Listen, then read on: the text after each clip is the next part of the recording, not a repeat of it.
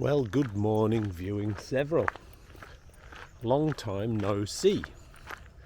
I guess in this vlogging era, it's kind of all the time no see, other than the comments.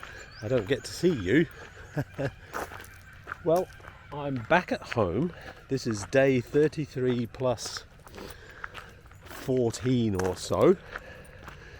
And I did say, at least on Facebook but not on my channel, that I would round out my Camino, Pilgrim's Progress 23, with the stats. So here are, off the top of my head, the stats. I did calculate them. That's kind of the sad geeky thing that I do. I took all of the readings from my Apple Watch and put them onto a spreadsheet and totaled them and tabulated them and did all of that jazz. So here we go, if you're interested. 33 days of walking stages, plus all of the ancillary walking around the towns and villages once we got there, added up to 1.28 million steps. 1.28 million. The kilometers, as I said when I got into Santiago, was 786.58 kilometers. But on top of that, all of the kind of incidental walking around the towns added up to a grand total of 945 kilometers. So from where I live in Brisbane, if I'd have just set off and walked, that would have got me to Sydney. In terms of walked stages, according to my Steve Jobs watch, it was 215.96 hours. So 216 hours of official stage walking time. In terms of kilojoules, sorry Rachel, just divide by 4, 3.6.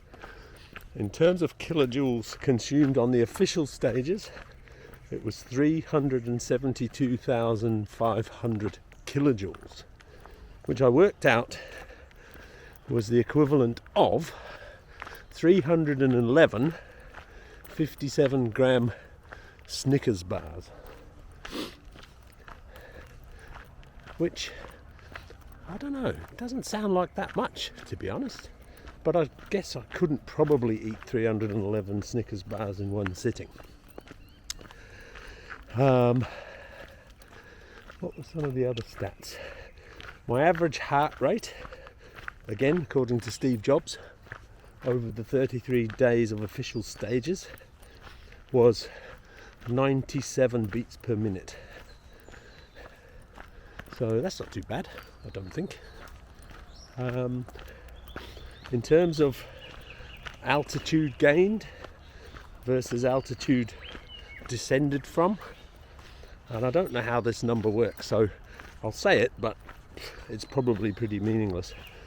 It ended up being a net figure of about 700 and something meters.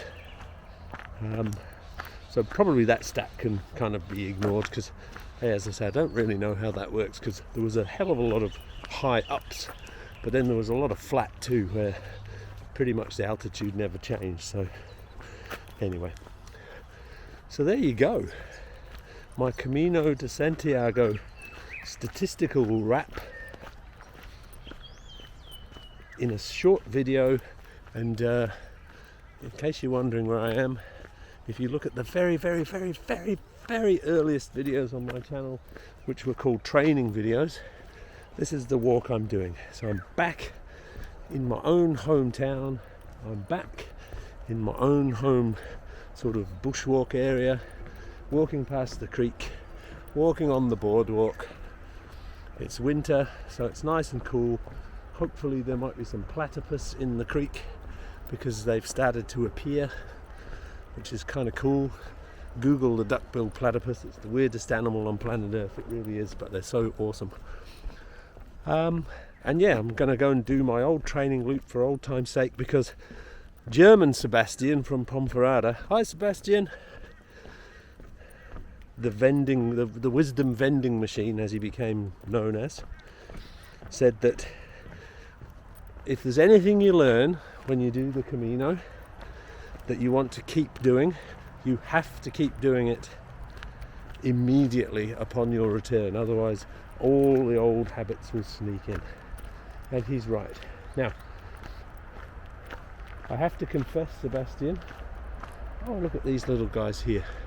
I have to confess, Sebastian, that I haven't been able to do that because I got a wee bout of COVID on the way home, so I've been kind of inoperable for the last week. That's planes for you. Well, it's planes home for you. I didn't get it on the way there, but I certainly got it on the way back.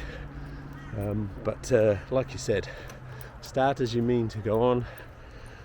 I missed the walking. It's good for me. I love it.